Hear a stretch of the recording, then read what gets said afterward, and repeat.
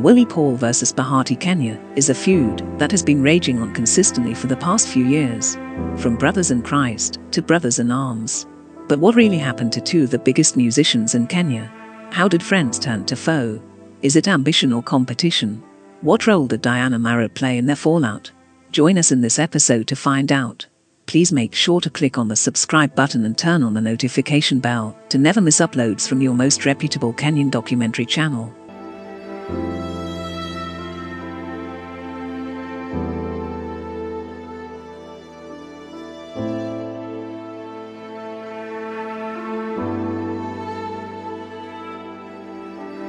Wilson Radido, popularly known as Willy Paul, was born from humble beginnings in the slums of Nairobi, Kenya.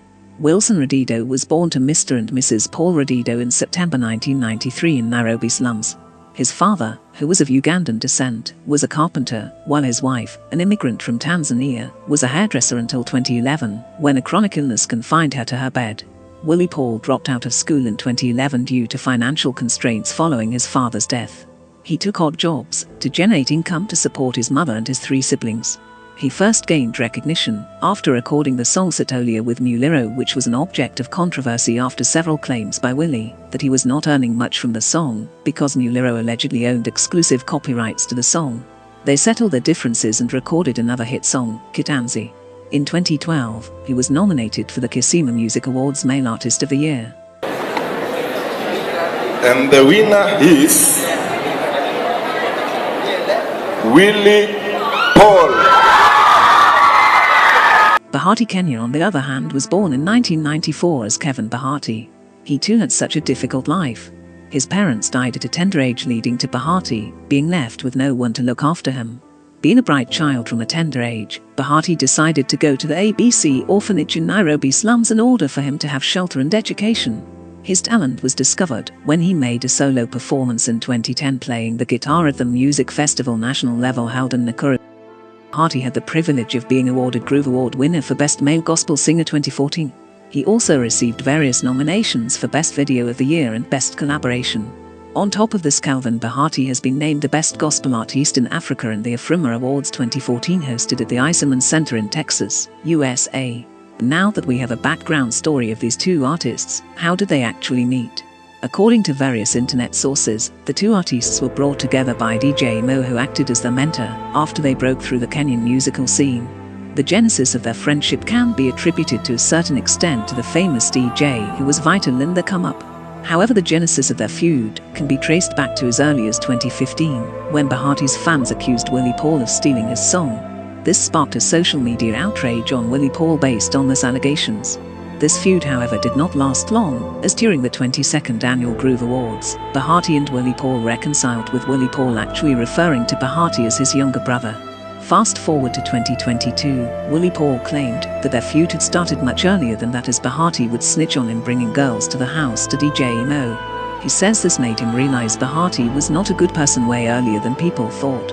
Their bromance has been on and off, with Willy Paul accusing Bahati of poking his nose into other people's business on more than one occasion. Bahati had just lost his case against his former artist Peter Blessing on March 22, 2021. Willy Paul's hit out came after Bahati criticized Diamond Platnumz for letting his Kenyan baby mama Tanosha Donna go after their sensual performance in Tanzania. All this disagreement had been subtle and not directly pointed until Willy Paul claimed Bahati allegedly leaked their unreleased collabo that they had both terminated due to differences. Writing on his Facebook page, Willy Paul claims, "It is so unfortunate how my brother is fighting me even after I released a peace song saying how much I love him. I've tried so much to make peace with him, but from what I see, he's not ready for peace. We met severally and took photos which I always upload to show our fans that we are okay and we don't have any beef. He has never posted any because he wants the innocent fans to keep fighting each other cause it works for him that way. I've grown up with him and I know him in and out. All the lies he's told the media are just a secret kept by me cause I want only the best for him." Last year, when Groove Awards was approaching, he made up a story and claimed that I had stolen a song from him. I received insults and was called all sorts of names by the innocent fans who didn't know that it was only one of his stunts to win Groove Awards. I kept quiet even after he called me a thief in front of the whole world. Everything will come to the open one day. Last month he made up a story about Daddy Owen, a man of God that we all respect. He said that Daddy Owen only used Deno for his own selfish gains on the song and then dumped him. Did that to push his collabo with Deno. The main story. I did a song with him back in 2014 and we disagreed about something and I called the collabo off. And we both told the producer to delete the project. Now we are in 2016 and my brother is still after me, accusing me falsely, saying that I leaked the song to WhatsApp groups. Why is it always about you and me? Why am I the only person you attack with your lies? Did I ever wrong you somewhere? Well, if I did, then sorry, of which I don't think I have. So today, after you leaked the song and said that it was me, what were your expectations? Are you not tired of seeing people insulting me because of your lies? Don't you think it's wise to set a good example to the people who look up to us? Why do you want our fans to keep fighting? Be a true minister. I'm not saying that I'm perfect, but at least I control myself. One more thing, if it's true you believe and have evidence that I leaked the song, why didn't you call me? Why my brother? Why? Why did you run to the media? That's what you always do to keep yourself relevant, and that's not a good thing, man. Just like Rough Tone said, we've mastered your stunts. The fact that I did not respond when you accused me of stealing does not mean that you take advantage of me. Stop using my name for your own gains, bro. Come sit with me, talk to me, tell me your problem. I might be able to help, and if I can't, I'm sure we can find someone to help. You've really messed my day up, bro. I did not expect such from you. That's not how gospel artists live. I might need you today, and you might need me tomorrow. Stop fooling this innocent fans. People are already getting to know your true colors. Just like Erica Mondi said to you, you can't stay on top by bringing your brothers down. What you do to a brother today will be done to you tomorrow. Bahati Kenya did not directly respond to Willy Paul. However, sources close to the singer told Kenyan Doku under anonymity that Bahati perceived this as the last straw and as such a declaration of war. There was no turning back for this too, and Bahati ruled out reconciliation, subsequently rushed to his battle stations. Up until now in this feud, it is apparent that Bahati has been very clever in how he deals with Willy Paul. While Willy Paul prefers to fight his battles on social media, if sources are to be believed, Bahati fights him using unconventional means, such as blackballing him through his business associates and using PR companies to discredit Willy Paul, all this without ever directly responding to him. Willy Paul would later go ahead to release a song titled One Man Army, which would break the internet. The song, which was later quickly deleted from YouTube, took several shots at various artists including DK, Erica Mondi and the most notable of the bunch, Diana Bahati. In the song, Willy Paul alleges that he had a fling with Bahati's wife, among other words that are too graphic for me to say on this channel. As we all know, fam, someone's wife is a barrier that you do not cross off, as apparently was lost on Willy Paul while making the song, as he would come to find out later. The backlash from the song was massive, with fans of both artists taking sides. However, the general consensus was that Willy Paul had gone too far on this one. Due to the massive backlash from the reception of the song, Willy Paul seemingly caved into the pressure and removed the song from YouTube. All this would later open up a can of worms, as we will see later.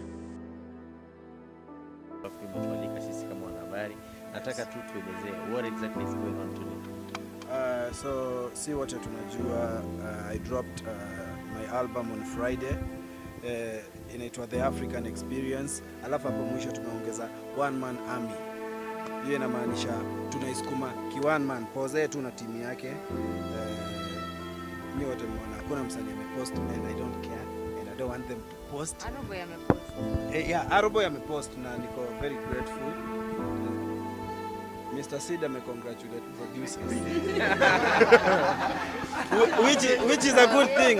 You know, it's a good thing because nime produce half of the album. So many producer hapo. So nafurahia sana ametambua kazi yangu. Pia angekosa kutambua ingekuwa ile siasa industry. Yes. In a feud that no one saw coming, Paul laughed when he was asked about Diana Bahati, the new artist in the Kenyan industry, who was launched by his husband's record label, taking shots at her apparent lack of talent.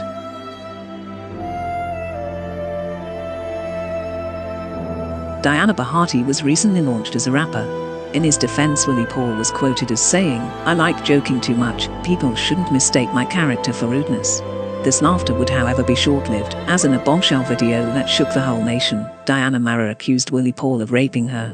In the now deleted 26-minute video, a visibly crying Diana Bahati tells of her story, which is a matter before the courts. We cannot share due to legal reasons.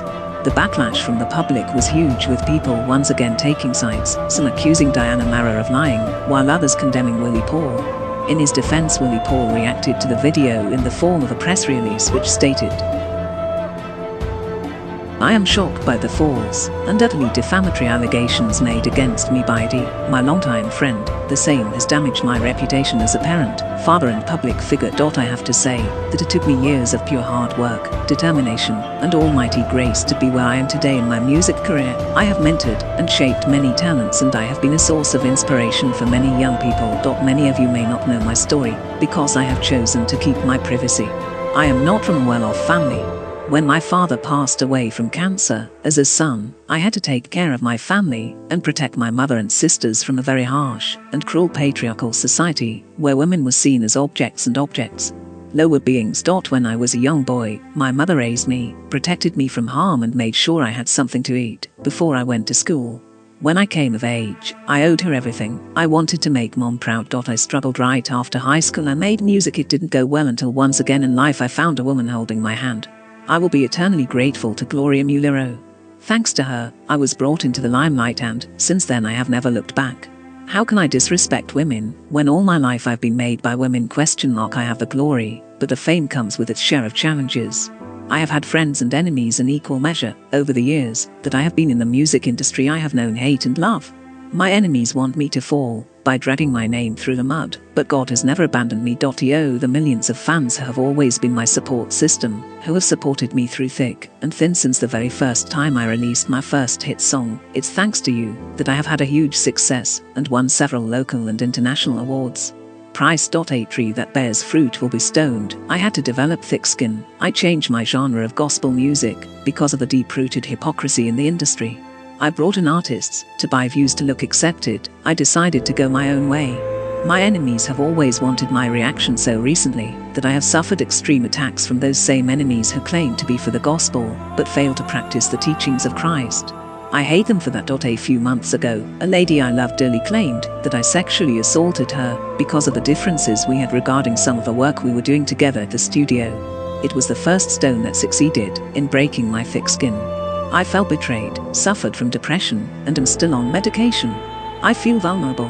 The matter is pending before the courts and I cannot speak to it further. I was not surprised when one of my many enemies, identified as vulnerability and took advantage of it, all with the goal of destroying me and my career at the lowest point of my life.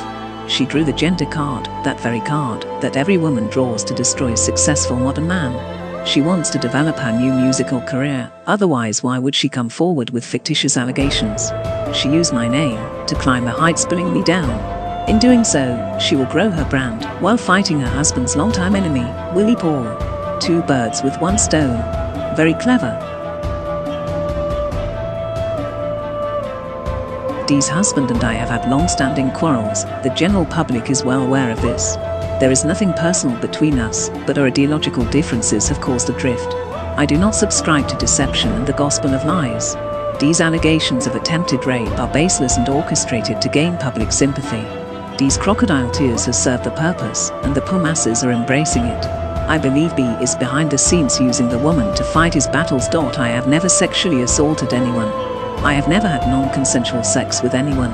I was raised by a woman and owe my entire career to a woman who held my hand when I was naive and on diapers in the industry. Women in my life have always been my greatest inspiration. Some have given me children that I cherish more than anything. I cannot and never will sexually assault a woman. My dear fans, I know it better than anyone. They will continue to throw stones. If someone has to take a rock and throw it at you, it takes a lot of effort.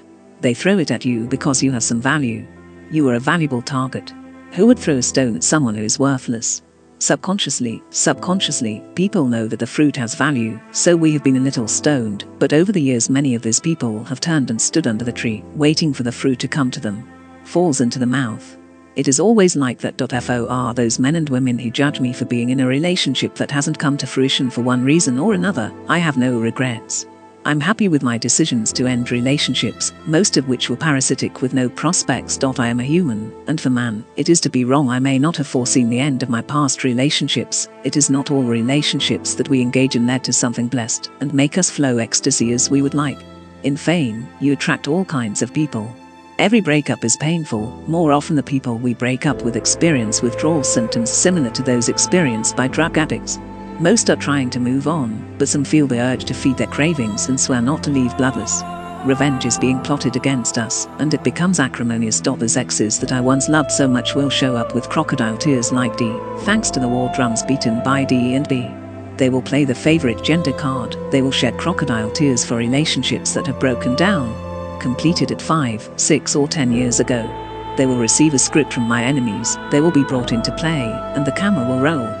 The videos will be posted on YouTube with the aim of gaining views, earning them some coins, and increasing traffic to develop D's career. We will go to court and get justice. Every human being has the right to dignity, and this dignity must be protected. If we were to be accused of sexually assaulting our exes with whom things didn't go as planned, who among us, boys, would still have our freedom? People should be free to enter and leave relationships when they see fit, and not accept being bullied. I have the messages of all the evidence I need in court. I seek the assistance of the Inspector General of Police and other authorities to investigate all of these allegations against me. Even though I seek redress in court and defamation complaints. Truth, sun and moon are never hidden for long. Please be patient as we get to the bottom of this. Pray for me. I know God is a righteous God. I know it's a tough fight, but I leave this fight to God! Thanks everyone.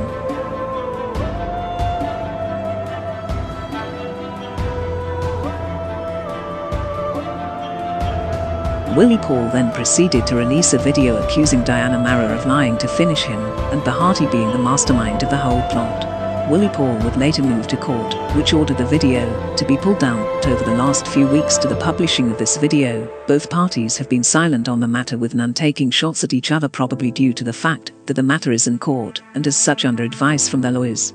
Tell us, what do you think of the feud between Bahati and Willy Paul? Is it clout? Who's right? Whose side are you taking? And what do you think will be the outcome of this cases? Put your feedback in the comments, and don't forget to share and subscribe to receive in-depth documentaries from the Kenyan scene. Until next time.